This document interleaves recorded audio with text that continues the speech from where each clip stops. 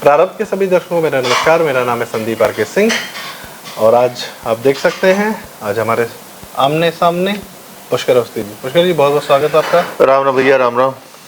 दर्शकों, बात थोड़ी ज़रूरी थी तो इसलिए लगा कि आमने सामने बैठकर की जाए। आजकल एक चर्चा बहुत चल रही है शत्रुबोध की, और सही भी है, होनी भी चाहिए। और ये बड़ा सुखद है ये देखना कि हिंदुओं को जागृत करने के लिए, जो बात होती है कि सोया हुआ है हिंदू, तो उसको जगाने के लिए अगर एक टर्म शत्रुबोध, या आपका शत्रु है कौन, या जो जिस कारण से हम गुलाम हुए, क्योंकि आधे समय तक तो यही नहीं पता चला कि शत्रु है या नहीं है, क्या कर रहा है क्या नहीं कर रहा है, अंग्रेज आए, इस्लाम आया, जो भी आया, तो यह हमारे साथ कभी दोबारा ना हो कि हिंदुओं की स्वतंत्रता पर कभी आगे से फिर आँच आए। तो यह जानना बड़ा आवश्यक है कि कौन है शत्रु, क्या हमारे अंदर भी है। तो सबसे पहले पुष्कर अवस्थी जी से पूछना चाहूँगा, दादा शत्रुबोध है, लोग किताबें भी लिख रहे हैं और अभी जयपुर डायलॉग्स इस पर एक बड़ा कन्क्लेव भी करने जा रहा है, आपके क्या विचार हैं, क्या है ये? देखिए, जैसा तुमने अपनी प्रस्तावना में जो बात दर्शकों सामने रखी है, ये सुखद है, अनुभूति है कि शत्रुबोध पे जो है एक यूनिवर्सल जो है कि सार्वजनिक रूप से एक प्लेटफॉर्म पे इससे बातचीत चालू हो गई है। ऐसा नहीं कि शत्रुबोध एक कोई नया शब्द है। शत्रुबोध की बात जो है प्रायर टू 2014 जो है तब भी ये बात होती थी, और जो है बेसिकली जो हिंदू तत्वों के लिए काम करते थे या गंभीर चिंतन करते थे, उनकी तरफ से हमेशा से एक जो है एक ठंडा सी एहसास उनके अंदर जागृत होता था कि वो काम करते सब कुछ करते, लेकिन हिंदुओं में जो है जो एक सामान्य बुद्धि के हिंदू को सामने समझ में आना चाहिए, लेकिन वो जो है शत्रुबोध उसमें का बिल्कुल ही ह्रास होता है। तो वो एक तो बात वहाँ पर, जबकि हम लोग कह सकते हैं कि हम शैशव काल की अवस्था में पुनर्स्थापना की तरफ थे, तो शैशव काल की अवस्था में ये बात ठीक ठाक थी, क्योंकि वही एक बड़ा शब्द था। शत्रु का बोध का मतलब क्या भैया कि भारत को, ये हिंदुओं को समझ में नहीं आता है कौन इसका मित्र है कौन शत्रु है।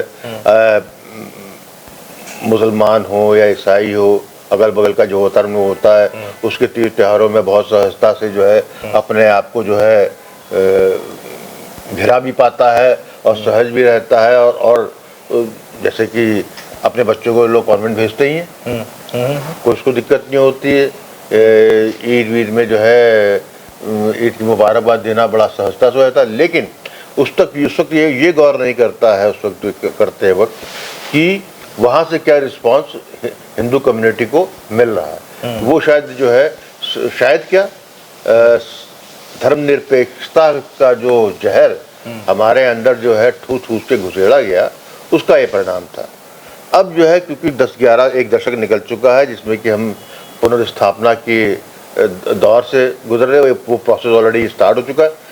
जैसा हर प्रोसेस में होता है, जब रीप्रोसेसिंग में होता है, नॉट प्रोसेस, रीप्रोसेसिंग में होता है कि उसके अपने चैलेंजेस होते हैं, उसके आपके एक्सपेक्टेशंस के लेवल अलग होते हैं, परिणाम स्वरूप उसको कुछ और निकलते हैं। वो धीरे धीरे जो है हिट एंड ट्रायल कह लीजिए, या कह सकते हैं कि 2 लोग थक जाते हैं तो 4 कंधे और मिल जाते हैं, उस तरीके से। तो ये प्रकृति का जो नियम है, हम उसी के तहत आज हम 2025 में इस विषय में बात कर रहे हैं। और जिसपे कि जैसे तुमने बात की, एक जो कि राष्ट्रवादियों का एक बड़ा प्लेटफॉर्म है, उस प्लेटफॉर्म का चिंतन ही इसी पे है और लोग आएंगे उस पर बात करेंगे। मैं समझता हूँ कि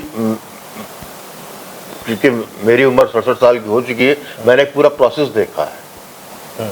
मैं ये भी कह सकता धर्मनिरपेक्षता का जो है वो काल में भी देखा, उस काल में अपने को बहते हुए भी देखा है, अपने में उसके अंदर जो है सनात तो शब्द गलत हो जाएगा बट, लेकिन जो है कि उसको जो है उस एहसास को जो है जैसे आपको भी प्रभावित करते, क्योंकि जैसे आप नदी का किनारे पर बैठे हैं और भले आपका पैर पानी को नहीं छू रहा है, लेकिन लहर आती है, वो आपका पैर छूता, पैर गीला करता है, ठंडा ठंडा बड़ा एहसास लगता है। ये तो एक बात हो गई। लेकिन जब आप जो है बौद्धिकता में जाते हैं या अपने अंतरात्मा में जब ये स्वीकार कर लेते हैं कि सनातन प्राकृतिक है, सनातन प्रकृति है, और सनातन क्यों अब तक बचा रहा, उसको आप स्वीकार करते हैं इसलिए बचा रहा क्योंकि वो एक प्रकृति का रूप में, प्रकृति के रास्ते पे एक प्राकृतिक चीज है, इसलिए सनातन वो हुआ। प्रकृति के नियमों को मानते हुए चलता। प्रकृति ही है, क्योंकि सनातन में कुछ है ही नहीं। यदि सनातन ने यदि प्रकृति को जो है अपने से निषेध किया होता तो हमारे में और किसी और चीज में जो है कोई अंतर नहीं रहता। और जैसा कहते हैं कि जो पैदा हुआ उसका अंत होता है, जो चीज आती है उसका जो है उसका अंत भी होता है। सनातन उससे विमुक्त है। ये एक लूप में चलता है। इसीलिए जो है जब हम बहुत ज्यादा हो जाते हैं तो हमें जो है इतनी कलुषता आती है, इतना ज़्यादा जो है गंदगी आती है, इतना इसमें जो है बौद्धिकता के स्तर पे इतना ज़्यादा गिरावट आ जाती है कि हम फिर जो है कट छट के फिर अल्टीमेटली जो है जो कुछ बच्चे होते हैं वो फिर से जो है एक जो बीज स्वरूप जो एक बचता है वो फिर जो है पेड़ बन जाता है। मैं आज 2025 में अपने सभी सनातनियों को, हिंदुओं को यही कहूँगा कि शत्रुबोध का परिभाषा अब आपको बदलनी। अच्छा, परिभाषा ये बदलनी है कि आज शत्रुबोध पे बात कर रहे हैं तो किसकी बात कर रहे हैं? शत्रु की बात यही कर रहे हैं कि जो एब्राहमिकल रिलीजन को मानने वाले हैं, मोनोलिथिक हैं, चाहे वो चर्च हो, ईसाई का चर्च हो, चाहे मुल्ला मौलवी हो, इस्लाम हो, क्योंकि कम से कम उनका इतिहास तो यही कहता है। इन दोनों ने ही जो है आपके जो पिछले 600-700 का इतिहास है या 1000 साल का इतिहास है, इन दोनों से ही प्रभावित रहा और अल्टीमेटली जो है आप उससे परास्त होकर आपने जो एक अच्छा खासा पीरियड जो है दासत्व में गुजारा है, शताब्दी गुजारी है। तो फिर आज आपको एक प्रश्न चिन्ह आप पे आ जाना चाहिए कि आपको फिर एक चीज समझ में आना चाहिए कि ये 700 साल 600 साल कोई भी इतिहासकार उसको जो है दास्ता का पीरियड अपने हिसाब से निकाल सकता है। 1000 साल, 600 साल, 500, इट इज इररिलेवेंट।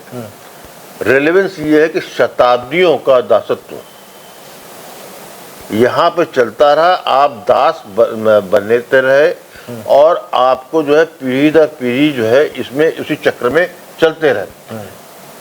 फिर आपको प्रश्न आना चाहिए कि भाई ये कैसे संभव हुआ कि कितने सेंट्रल एशिया से लोग आए थे, कितने अरब से आए थे, और फिर जब आए इतना लंबा चले गए। वो उस तरफ मत जाइए कि भारत के 1947 के बाद इन विशैले इतिहासकारों ने क्या उसको किस तरीके से प्रोजेक्ट किया, जो सत्य की धरातल में उसको देखिए।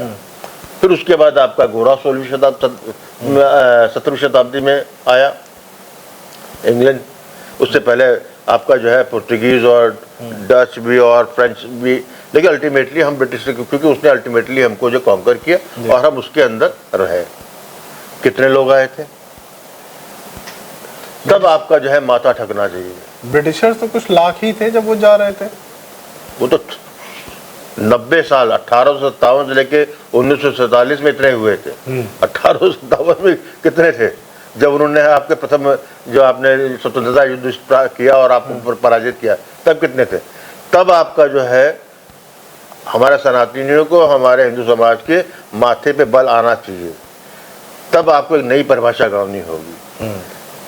वो ये कि चाहे कोई भी मोनोथेलिक रिलीजन है, चाहे वो इस्लाम हो चाहे ईसाई हो, अपने आँख से देखा है आपने, उसका एक ही उद्देश्य होता है, वो ये होता है उनके कि वो इस्लाम के लिए आप काफिर हैं और चर्च के लिए you are a lost soul.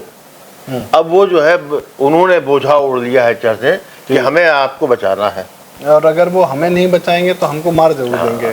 भाई इसलिए क्योंकि जो है ये आपको बचा लिया तब तो उनकी मेहनत जो है सफल हुई। नहीं तो फिर आप जो है तो जानवर हैं, उनके लिए आप मनुष्य है ही नहीं। वो क्योंकि जब तक उन्होंने पूरा खत्म किया, ऐसे ही खत्म किया। उनका तो ये उद्देश्य है, ये आपको समझ में आता है। लेकिन जिनके बल पे इस भारत भूमि में, भारत उपमहाद्वीप में आके जिनके बल पे इन्होंने किया, वो कौन है? वो तो हम और आप ही हैं, हमारे बीच के ही हैं, हमारे पुरोधा, हमारे पुरखे। यहाँ पे मैं कहता हूँ कि ये जो मॉरल एथिक रिलीजन वाले हैं, वो उनको आप काल बोध में डालिए, शत्रुबोध में नहीं। आपको काल बोध तो है, आपको जिसको आप शत्रुबोध कह रहे हैं उसको मैं काल बोध कह रहा हूं, क्योंकि उसके लिए वो तभी तक है जब आप नहीं है, क्योंकि वो एक अपने आप अपनी जो है आध्यात्मिक स्तर पे कह लीजिए, धर्म के स्तर पे कह लीजिए, या जो है थ्रू चर्च, थ्रू मस्जिद उलमा के थ्रू जो है शासन करने की व्यवस्था को कह लीजिए, उनके लिए तो ये यही है कि भाई वो रहेंगे तो आपको उनके वैसा ही होना होगा जी। तो ये तो बहुत स्पष्ट है हमारे यहाँ।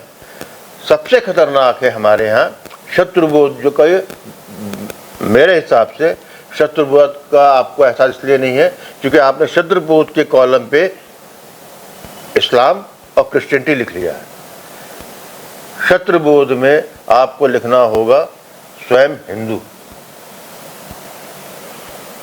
इसके जितना भी हुआ है पिछले सालों में, शताब्दियों में, वो ये तो बड़ी इतिहास की एक पक्की नज़ीर मौजूद है कि चंद लोग आए थे, चाहे वो आपका सेंट्रल एशिया से घुड़सवार आया हो, 100-150 का लश्कर आता था, सेंट्रल एशिया से आया, अफगानिस्तान होते हुआ मुल्तान होते हुए लाहौर होते हुए यहाँ आया, बीच में उसका कारवा बढ़ता गया। उस कारवे में कौन लोग थे? उस कारवे में तो यही के लोग थे, वही, उसमें कोई मुसलमान और ईसाई वाली बात ही नहीं थी। वो जो था यहीं का था, वो लूट के माल का पहले लूटने आते थे तो उसमें वो सहायता इसलिए करता था, उसमें जुड़ता इसलिए था, कोई आया उसने 50 घोड़े दे दिए, 50 लठैत दे दिए, 100 से पलसार दीजिए, और जितनी उसकी भागीता सहभागिता होती है उतना ही अपने ही देश को लूटने, क्योंकि वहाँ पे ये बोध ही नहीं था।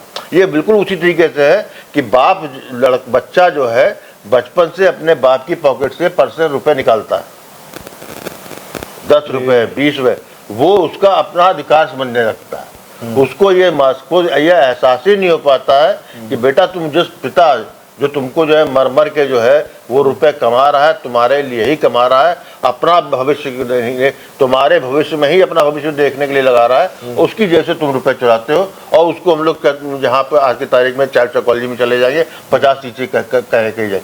ये सिर्फ ये प्रवृत्ति जो है जो होती है, यही प्रवृत्ति उस वक्त के उन लोगों की थी जो कि जो है डकैती में, भारत के लूटने में जो है अपनी सहभागिता प्रदान कर रहे थे। ये जो है ये शत्रु है आपके, इस तरीके की मानसिकता, इस तरह के लोग, क्योंकि आपने यदि इनको नहीं पहचाना, क्योंकि ये जो है सर्वाइवलिस्ट है, इनको सर्वाइव करना आता है, इनको जो है खतरा कटवाने में डर नहीं है, इनको जो है ईसा मसीह के सलीब को चूमने में, वापिस्ता होने में 2 मिनट लगेगा, क्योंकि वो उनका अंतिम अस्त्र है। इसको आज की तारीख में देख लीजिए, जो अमेरिका में एनआरआई और जितने आपके बैठे हुए लोग हैं आईटी सेक्टर के, जो भी हों, जो फर्स्ट जनरेशन के हो, सेकंड जनरेशन हो, थर्ड जनरेशन हो, इट डजंट मैटर। आप उनकी भाषा H1B वीसा जो है किया डोनाल्ड ट्रंप ने, अमेरिकी राष्ट्रपति ने, उस पर रोक लगाई, उस पर कंडीशंस लगाई, लेकिन गाली वो दे रहे थे भारतीय सरकार को, भारत को। और ये कि हम तो यहाँ इसलिए गए थे कि यहाँ पर हमको कुछ मिलने, हम तो बड़े 30 मार खा थे, लेकिन हमको अपॉर्चुनिटी नहीं मिली, हम वहाँ चले गए। और उनको एक क्षण के लिए भी इसका एहसास नहीं है। वो आज भी चाहते हैं कि आज वो जो है ट्रंप के घुटने पे भारत झुक जाए ताकि उनका जीवन सिक्योर हो, दैट्स ऑल। तो ये लोग जो है, वही मैं यहाँ खत्म कर रहा हूँ, वो लोग जो कह रहे हैं, आप विश्वास मानिए मेरी बात का, यदि वहाँ पर जब रेसिज्म का स्टार्ट होगा, वहाँ पर जब ये हिंदू और भारतीय वहाँ पर, हाँ अमेरिका तो उसका टेम्पलेट है ना, जो अमेरिका में आपको दिख रहा है वो तो यूरोप में होना ही होना है। वहाँ पर जब होगा संदीप, तो ये इनमें से आप देखिएगा उनको एक शॉर्टकट, ऐसे लोग होंगे जो शॉर्टकट अपना के जो सीधे चर्च में चले जाएंगे, कि कम से कम चर्च में हम जाएंगे, वहाँ हो लेंगे तो कम से कम उस कम्युनिटी को पता होगा कि क्रिश्चियन है तो हम बच जाएं, दैट्स ऑल। जी, ये है शत्रु, जिसके मन में एक भाव, जरा भी भाव आता है और वो ये होता है कि उसको जो है सरवाइव इस कीमत पे करना है जिसमें उसको अपना धर्म, अपना देश, उसको तजना है, तो उसकी गर्दन पहले काटनी चाहिए। ये है आपका शत्रुबोध, इसका होना चाहिए इलाज। शत्रु पहले बोध तो हो, इलाज तो बाद में करेंगे। बाकी बात वह है बाद में। तो मैं तो बहुत इसमें स्पष्ट रूप से मेरा अपना मानना है, क्योंकि इतिहास ने तो मुझको यही सिखाया है कि हमको तो लूटा अपनों ने है, और क्यों नहीं होगा। 1857 में, क्योंकि और पीछे चले जाएंगे तो फारसी में कुछ संस्मरण लिखा लोगों ने, उसकी असीम तैसी कर दी इन लोगों ने, वामपंथी इतिहासकारों ने। लेकिन जो अंग्रेजी का इतिहास जो लिखा है वो तो पढ़ा हुआ है ना मैंने, उसके लिए मुझे अनुवाद की जरूरत नहीं ना। उसमें तो बहुत स्पष्ट है 1857 में जब उन्होंने किया, और जो जो खड़ा हुआ उनके विरुद्ध, उनको बेचा है आपके लोगों ने। 18 बाय नेम लेने के जितने रजवाड़े 1857 से पहले थे और जो कंटिन्यू किए उस 90 सालों में, वो सब थे उसमें शामिल, अंग्रेजों के साथ सब थे। वो लोग जो 1857 के बाद नए उपजे, नए रियासतें आई, वो सब उसमें शामिल थे। जितने जो है आप जो है पूर्वी उत्तर प्रदेश के हो, तो मैं भी वहीं रहा हूँ लंबा समय से, तो मुझे आइडिया है। जितने जो जिनको तथाकथित जमींदार कहते थे, जो चौधरी हुए, राव हुए, नहीं वो तो चलिए एक बात समझ में आती है कि वो लोग जो है अपने सर्वाइवल के लिए कर रहे थे, और चूंकि सत्ता में कोई नहीं है वही रहे और जैसे ही पालन करते रहे। सिर्फ अंग्रेजों का साथ देने का मतलब कि उनको लगान देते रहे, कुछ भी करते रहे, अपना एक दो आदमी पकड़वा दिए स्वतंत्रता सेनानी। पर कुछ लोगों ने ये कार्य जो है जानबूझ के स्वतंत्रता सेनानी आंदोलन के समय भी ये किया। भाई इसलिए किया क्योंकि वो भगत सिंह के खिलाफ गवाही, बिल्कुल सही भाई, अरे इसलिए किया क्योंकि उनके पास उनका एक पास बैकेज है। आप ये इस तरह से देखिए कि 1920-30 में 20वीं शताब्दी के शुरुआत में कितने साल हुए थे हमको आज़ादी युद्ध लड़े हुए? हार्डली 60-70 साल, उतना ही जितना कि हम आज बैठे हम लोग अब बात कर रहे हैं। 75 साल तो ज़्यादा हो गए। इनफैक्ट 47 में आज़ादी मिली, जब 85 में 78 ईयर हो गया, तो उतना ही काल तो जो है उस पीरियड से वहाँ गुजरा था। उस 78 साल में क्या देखा उसने यही देखा कि जिन्होंने भारत माता के लिए और धर्म के लिए तलवार उठाई या जो है अपनी आवाज बुलंद की, वो गायब हो गए। उनकी जगह दोयम दर्जे के लोग आ गए। उसमें से कुछ उनके ही रिश्तेदार थे, कुछ के तो सगे भाई थे, कुछ अनाम लोग थे कि एक जागीर इनके नाम, इनको हटा के दूसरे को बैठा दिया। ये पूरे भारत में जिस काल के बारे में कोई बात नहीं करता, जब उन्होंने ये देखा तो उनके पास यही था। फिर भगत सिंह की जो बात हम लोग करते हैं कि HRA या HSRA का जो है कोलैप्स किया, नई सोच के लड़के थे, आए थे, मार्क्सिस्ट ने आया था। 1918 में बोल्शेविक क्रांति हुई थी, पहली सफलता मिली थी, कह सकते हैं राजशाही के विरुद्ध कह लीजिए, आजाद फैली थी और जुमले बहुत शानदार थे। तो बहना और समझना बहुत आसान बात थी जी। उनको धोखा किसने दिया? धोखा क्या, उनको पकड़ा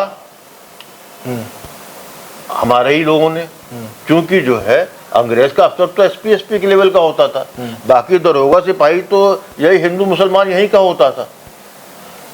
और वो अंग्रेज थोड़ी वहां पर जो है बिल बनाता था इन गिरोहों के अंदर, उसको सारा वो तो कह रहे हैं यहाँ के हिंदुओं से बिल्कुल, क्योंकि जो है पंजाब का कोई आदमी मान लीजिए उस पीरियड का है, तो पंजाब ने क्या देखा?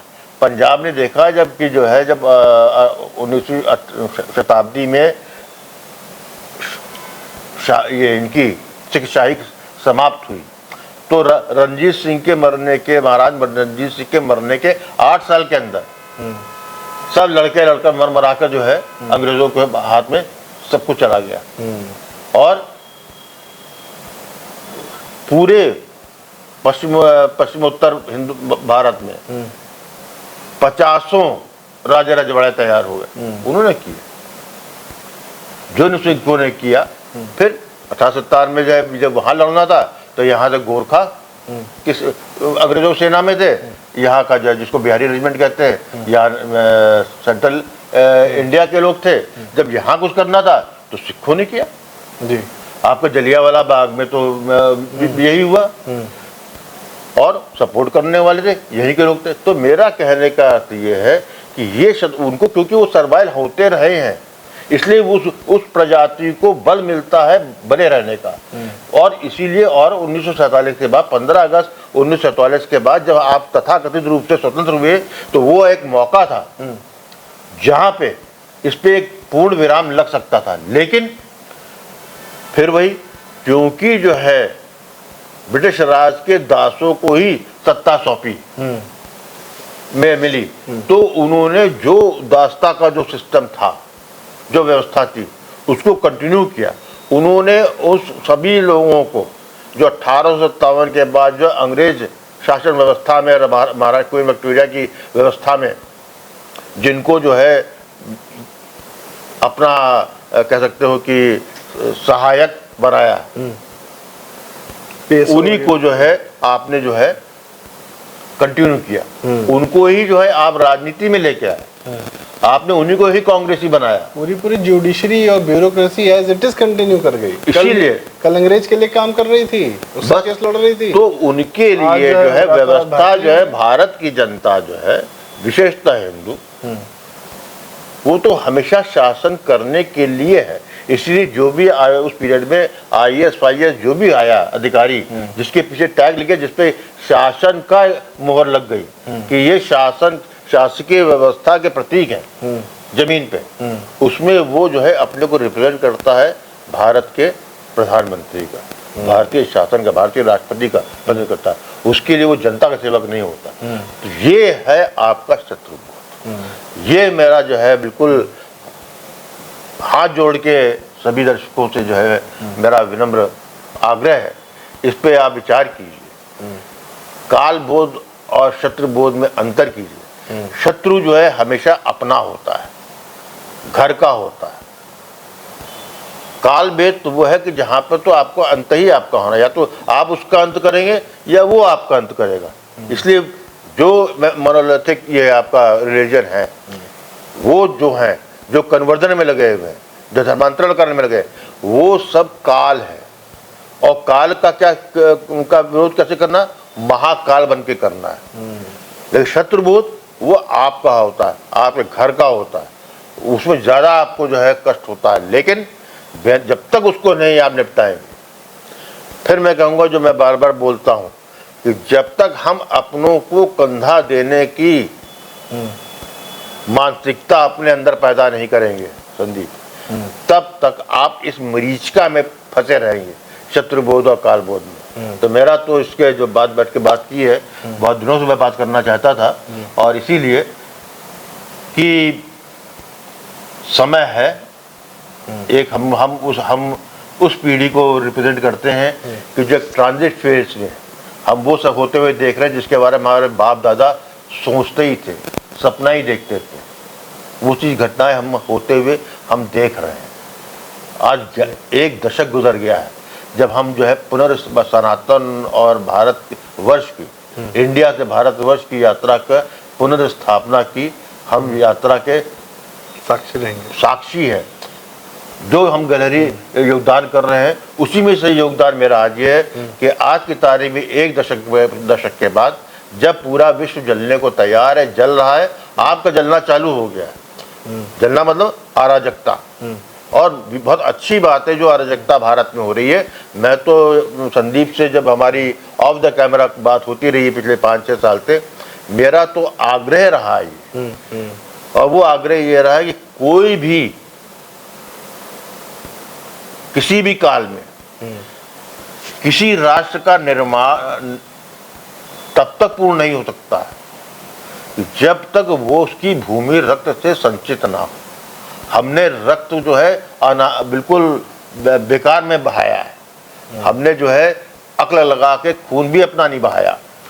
हमने जो है मुफ्त में ही जो है अपना खून बहाया। उदाहरण के लिए एक दो है बहुत स्पष्ट है। 1857 में क्या था? 1857 का युद्ध तो मुफ्त का था। नहीं, मैं बाहरी देश की बात करूं। अमेरिका जैसा राष्ट्र बना तो गृह युद्ध के बाद बना। गृह युद्ध के बाद बना है और टूट आज जब उसके टूट ऐसी स्थिति में आज लोग उपहास कर सकते हैं, लेकिन मैं फिर उसको वापस अमेरिका को जो है टुकड़ों में बढ़ते हुए जाते इसीलिए देख रहा हूं क्योंकि जो इसकी कीमत देनी है आपने दे तो दी, उसके बाद फिर आप वही बन गए। भाई हमारा भी जो है हमारा भी जब हमारा जब अवसान था, जब उत्थान हुआ और फिर जब अवसान हुआ तो इसीलिए हुआ ना कि हम भी कहीं पहुंचे हुए थे जी। लेकिन वो अहम वो अहंकार वो टुकड़ों बन जाता है। लेकिन क्योंकि हम प्राकृतिक है, प्रकृति से है, इसलिए हम पे फिर मौका एक बार बार हमको जो है देती है प्रकृति।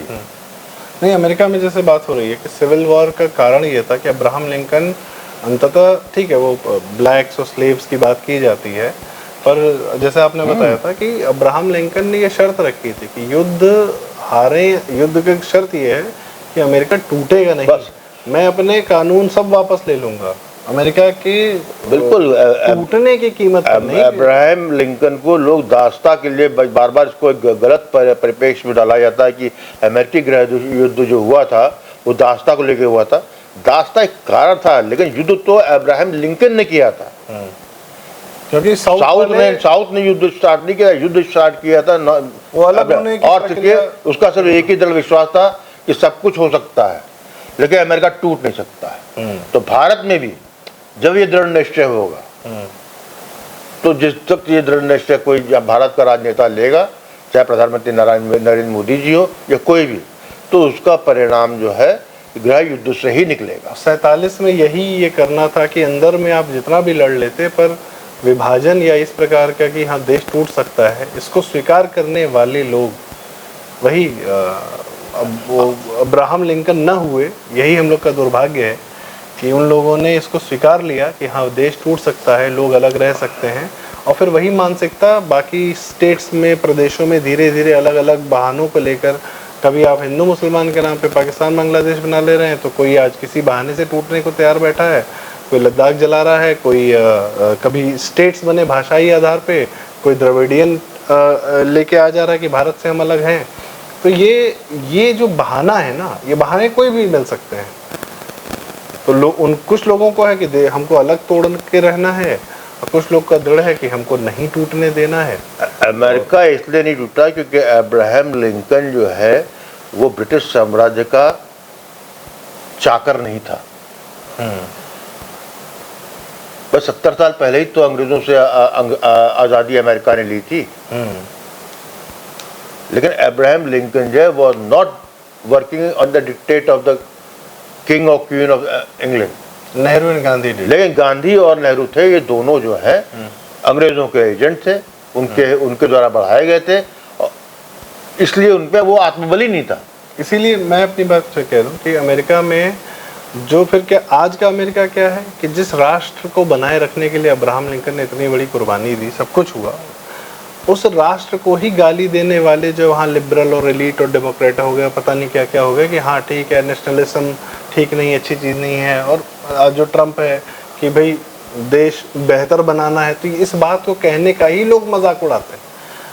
ठीक है, यस वी कैन, ओबामा नारा देता है, लेकिन उसमें कहीं अमेरिका नहीं है। यस वी कैन क्या, जो ट्रम्प कहता है मेक अमेरिका ग्रेट अगेन, तो उसमें है कि अमेरिका को ग्रेट बनाना, उसकी नीतियां गलत हैं, तरीके सही हैं, लेकिन जो अल्टीमेट पर्पस है वो तो समझ में आता। अब अपने जिस राष्ट्र में रह रहे हो, उसी राष्ट्र को यदि आप गाली देने वालों को आप महान बनाओगे तो आपका देश तो टूटेगा ही टूटेगा। और वही इसी प्रकार के लोग यही शत्रु हैं, चाहे वो हिंदू हो, चाहे मुसलमान हो, चाहे सिख हो, चाहे ईसाई हो, चाहे वो कोई हो, चाहे वो राजनेता हो। संदीप, ये कितना विरोधाभास है कि राष्ट्रवाद पे लड़के अब्राहम लिंकन ने अमेरिका को बचाया। He was one of the known history में, नेशन स्टेट थ्योरी में, he was the first nationalist Abraham Lincoln. बाकी सब कोई परिभाषा जो है और दी हुई है, पहला है वो राष्ट्रवाद का था उसका, इसके अलावा कुछ नहीं था। उस पे उसने राष्ट्र बचाया, और 150 साल के बाद उस राष्ट्र के बचाने के बाद, जब आपकी सोसाइटी में राष्ट्र को गाली देने का राष्ट्र के नागरिक को हक प्रदान किया, तो फिर आपका जो है राष्ट्र का टूटना तो निश्चित ही है। मैं गिरने की बात भी नहीं कर रहा हूँ, वो गिरावट आई गिरेगी वो तो अलग बात है, क्योंकि अमेरिका भी जो बना था वो दूसरों की जमीन लूट के, कब्जा कर और या खरीद के, तो उसका भी निश्चित है। टुकड़ों को और उनका फेडरलिज्म जो है वो on the agreement basis of the state का है। भारत उपमहाद्वीप, भारत नहीं, भारत उपमहाद्वीप प्रकृति ने एक राष्ट्र बनाया कि वहां का रहने वाला व्यक्ति वो चाहे जो है आपका जो है पश्चिमोत्तर का हो या पूर्वोत्तर का हो, दक्षिण का हो या हिमालय से चोटी को लांघता हुआ उसको पाट का हो, उसके लिए ये स्थान हिंदुस्तान था, भारतवर्ष था, भारत नहीं भारतवर्ष था, और वो हिंदू था। यही कारण है कि हम देखते हैं कि शिव चारों कोनों में पूजे जाते हैं, बीच में जंगलों में पूजे जाते हैं, उनका स्थान पहाड़ों पर है, उनका स्थान समंदर किनारे सोमनाथ भी है, रामेश्वरम भी है, आपका क्या कहते हैं ऊपर में हमारे मानसरोवर है, कैलाश है, उधर आपका बनारस है, काशी है, पूर्वोत्तर में है, और आपका सभी जगह ब्रह्मपुत्र नदी के बीच में एक आइलैंड है, उसमें उनकी है। आप छत्तीसगढ़ के जंगलों में देख लें, आप आंध्रा में देख लें, वहीं फिर कृष्ण भी पूजे जा रहे हैं, वहीं फिर राम भी पूजे जा रहे हैं, और हमारे आराध्य पूरे देश के आराध्य एक हैं, और इन्हीं आराध्यों पर लोग, और अच्छा इन आराध्यों की पूजा पद्धति जो भी है, आराधना पूजा, उसको करने वाले जो हमारे पंडित पुरोहित हैं, जब वो लोग हमारे धर्म को लेकर आगे बढ़ते हैं तो उन पर अटैक करती हैं ये हमारी जो भी जिनको ब्राह्मणों को तकलीफ है, ब्राह्मण का पैट्रियार्की है, या कि इनका नाश करो, सनातन का नाश करो। तो ये सिर्फ हम एक बहुत विलक्षण सभ्यता है जहाँ पे हमारे पास एक भारत है टेंजिबल फॉर्म में, और उसकी आत्मा है हिंदू सनातन, और ये दोनों एक दूसरे के पूरक हैं। ये कहीं यहाँ प्रदेश अंदर बनते रहे हैं, टूटते रहे हैं, सब कुछ राजा आते रहे, राजा जाते रहे हैं, पर ये पूरा उपमहाद्वीप अक्षुण्ण रहा है। इसको पहली बार जब विदेशी आक्रांता आए, उन्होंने कहा कि हमको एक अलग भूमि चाहिए, उसको देने वाला ब्रिटिश और उसका नेतृत्व करने वाला हमारा खुद के दो नेता। जब ये तीनों का एक भयानक हलाहल कॉकटेल बना है, तब जाके भारत ये थोड़ा सा तोड़ पाए। जी, तो जब संदीप ने जहाँ बात की है मैं उसी बात में अपनी बात खत्म करूँगा कि यदि ये समझते हैं, आप समझ गए हैं, तो ये समझ लीजिए कि शत्रुबोध आपको उन लोगों तक है, हमारे उस जनरेशन को नहीं इसका एहसास था, उतना नहीं सोच पा रहे थे, हम उनको राजनीतिक परिदृश्य से उस चश्मे से देख रहे थे। लेकिन सत्य ये है कि शत्रु वो थे। काल बोध तो लंदन बैठा था, आपका महाकाल वेटिकन में बैठा है, चर्च ऑफ इंग्लैंड है, वो है, लेकिन उसके गुणगान करने वाले जो यहाँ थे, मोहनचंद करमचंद गांधी, चाहे ये जवाहरलाल नेहरू, और उसके बाद उनके नाम पर जितने लोग आते रहे। एक चीज और समझ लीजिएगा, बात लंबी हो गई फिर भी बोल दे रहा हूँ। आपने रामायण महाभारत ये सब पढ़ा होगा, उस वक्त तो सिर्फ सनातनी था, फिर राक्षस कहाँ से आ गया? कोई प्रजाति थी क्या? चरित्र था। राक्षस हम अपनी परिकल्पना में दांत निकाल लेते वो कर लेते हैं, जो राक्षस हमारा ही अंदर का होता है। रावण क्या था? बड़ा विद्वान, प्रकांड पंडित, शिव का सबसे बड़ा भक्त।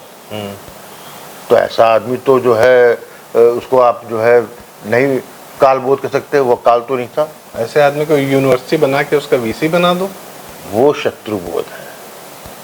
राम ने यही सिखाया था। दुर्योधन क्या था? परिवार का सदस्य था। यही कृष्ण ने सिखाया है, पूरी गीता यही है। गीता ने, फिर वो कभी अलग विषय में बात करूंगा मैं कि गीता का औचित्य क्या था, गीता क्यों है, वो एक अलग हम लोग बात कर लेंगे। एक और बात मैं एक आपको बहुत ठीक है, हम इतिहास की बात कर रहे हैं, प्रासंगिक कैसे? हमारा आपका शत्रु एक बहुत बड़ा शब्द है, हमको आपको हवा नहीं लगती, और उस शब्द के पीछे लोग छिपकर हम पर वार करते रहते हैं। वह है सेकुलरिज्म, एक दूसरा सोशलिज्म। सोशलिज्म हमारे अर्थतंत्र को तोड़ता है, हमको मजबूत नहीं होने देता है, और सेकुलरिज्म जो है हमारी मानसिक अवस्था या हमारी चेतना को तोड़ता है। वो कहता है कि आपका जो अपना है वो गलत है और जो बाहर से आ रहा है वो सही। एंटी हिंदुइज्म चल रहा है सेकुलरिज्म पूरा। जिस तरह एक और हर शत्रु हमारा सेकुलरिज्म शब्द का भरपूर उपयोग करता है और हमें समझ में नहीं आता। तो ये पहचानना कि ये जो मीठा जहर पिलाया जा रहा है, ये जो चाशनी है सेकुलरिज्म नाम की, ये जहर है। ये जो जितने बॉलीवुड फिल्म स्टार हैं, ये हम सेकुलर है, हमारी लाइफ सेकुलर है, कुछ नहीं है। अंत में इन्होंने किया जिहादी है। तो हमारा देखना बड़ा आवश्यक है कि कौन है ये सेकुलर। मायावी वर्ड हमारे यहाँ बराबर बहुत आया है, चाहे रामायण हो चाहे आपका महाभारत हो। अभी मैं कल नहीं 2 ग्रंथों की बात कर रहा हूँ। मायावी, बड़ा मायावी था। मायावी मतलब क्या? जो अपना रूप और चरित्र बदल गया। ये धर्मनिरपेक्ष, ये सोशलिज्म, ये वही मायावी राक्षस है जो उसकी उन राक्षसों की, मायावी राक्षसों की का भोजन है, आहार है। और उस गोबर में जो ग्रास होता है उसमें हम होते हैं और हमने खाए गए हैं, खाया है, उससे हम हैं। हाँ, हमको एक ब्रीदर मिला, जैसे हमेशा मौका देती है प्रकृति, एक मौका देती है प्रकृति हमेशा। 2014 में मिला, उसका उपयोग कुछ लोगों ने किया और हम आज 1 दशक के बाद हम ठसक से बात कर रहे हैं। हम अब आगे आने वाले चैलेंजेस की बात कर रहे हैं। ये हमारा लिए मुख्य उद्देश्य। आज हम फिर से हजारों साल बाद एक मौका मिला है। इस समय को न भूलें, इस समय की अहमियत आप जी रहे हैं। इतिहास, भविष्य बताएगा कि ये जो वर्तमान है आज हमारा, ये कितना बड़ा इतिहास बनेगा। काल के लिए महाकाल बनिए और शत्रु के लिए अजात शत्रु। महाकाल तो है ही जो है, लेकिन शत्रु के लिए अजात शत्रु बनना जो है वो एक थॉट प्रोसेस है जिसको आपको डेवलप करना पड़ेगा। अपनों को ही जो है, यदि धर्म और राष्ट्र अपनों के ही चिता जला के हो संभव है तो उस चिता को अग्नि आपको देनी ही होगी। इसमें कोई शॉर्टकट नहीं, मैं नहीं मानता जी। और सबसे बढ़िया काम, यदि आपको शत्रुबोध हो गया हो तो कृपया दूसरों को इसका बोध कराएं और देखें कि कौन ये बुद्धि लेना चाह रहा है और कौन नहीं लेना चाह रहा है। जो नहीं लेना चाह रहा है वो आपको अपने आप समझ में आ जाएगा कि यह भी कहीं ना कहीं उसी मायावी के चंगुल में फंसा हुआ है। समय लगेगा, निकल जाए अच्छी बात है, वरना तो कुरुक्षेत्र में दुर्योधन की साइड पे वो लोग खड़े मिलेंगे आपको। तो इसी के साथ आज की चर्चा का हम समापन करते हैं। बीच में यदि उससे कुछ त्रुटि हुई हो तो कुछ क्षमा करें। बाकी मुझे लगता है ऐसी चर्चाएं बड़ी आवश्यक है। पुष्कर, हम आपके साथ ऐसी चर्चाएं और करते रहेंगे। बिल्कुल, बहुत कुछ बहुत ज़रूरी है, क्योंकि जो है ये विचारों का एक स्पंदन है। इस विचार और विशेष ये शायद 10 साल पहले इन विचारों को बोला जाता तो उसका कोई महत्व तो इसलिए नहीं होता क्योंकि वो आउट ऑफ सिलेबस होता। अब तो सिलेबस आपके सामने है, स्वयं चिंतन कीजिए, स्वयं मनन कीजिए, अपने को देखिए। और विशेष बात यह है, जिम्मेदारी हमारी इस पीढ़ी की, जो ट्रांजिट फेज की पीढ़ी का है, उसकी जिम्मेदारी इसलिए है कि आप अपने भविष्य की पीढ़ियों की निरंतरता एक सनातन के रूप में बनाए रखने का जो कर्तव्य है आपके कंधों पे, उस कर्तव्य को आप निभाएंगे और उससे बड़ा सत्कर्म कोई है नहीं। जी, हमारे पूर्वज सत्ता जिनके खिलाफ थी, वो गांव में रहे, कहीं गरीबी में रहे, खेती बाड़ी की, जंगलों में रहे, चाहे जैसे रहे। यदि आज हम और आप हिंदू हैं तो इसमें हमारे पूर्वजों के उस कर्तव्य बोध का बहुत बड़ा भान है। लोग मुझसे अक्सर कहते हैं कि हम ये हिंदी रिचुअल क्यों करें, इसमें साइंटिफिक क्या है, लगते हैं साइंस के बेसिस पे पैरामीटर पे जज करने। एक छोटी सी बात कि सबसे बड़ा साइंटिफिक पैरामीटर यही है, अगर रिचुअल समझ में आता है तो ठीक, नहीं समझ में आता तब भी करिए। क्यों? क्योंकि वो रिचुअल करने से आप स्वयं को और अपने समाज को, अपने परिवार को हिंदू बनाए रखते हैं। और जब पूरा माहौल हिंदू में रहता है तभी विज्ञान और साइंस की प्रगति हो सकती है। अन्यथा किसी और ईसाई धर्म में, ईसाई रिलीजन में और इस्लाम मजहब में कहीं साइंस में इसका कोई स्थान है नहीं।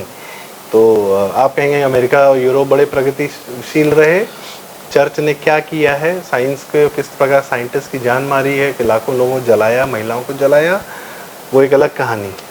तो कहने का मतलब है कि हिंदू बने रहिए और अपनी अगली संततियों को हिंदू बनाए रखिए। यह हम सबका कर्तव्य है। अगर यदि शत्रु बोध हो गया है तो यह दायित्व है। बाकी जिसको नहीं हुआ है उस तक ये जानकारी ले जाना कार्य है। तो कृपया वीडियो लाइक करें, शेयर करें, कुछ कमी रही हो तो उसके लिए माफ़ करें और चैनल ज़रूर सब्सक्राइब करें। प्रारंभ हम ऐसी चर्चाओं के साथ आपके सामने आते रहें। बहुत बहुत धन्यवाद। नमस्कार। राम राम भाई, राम राम।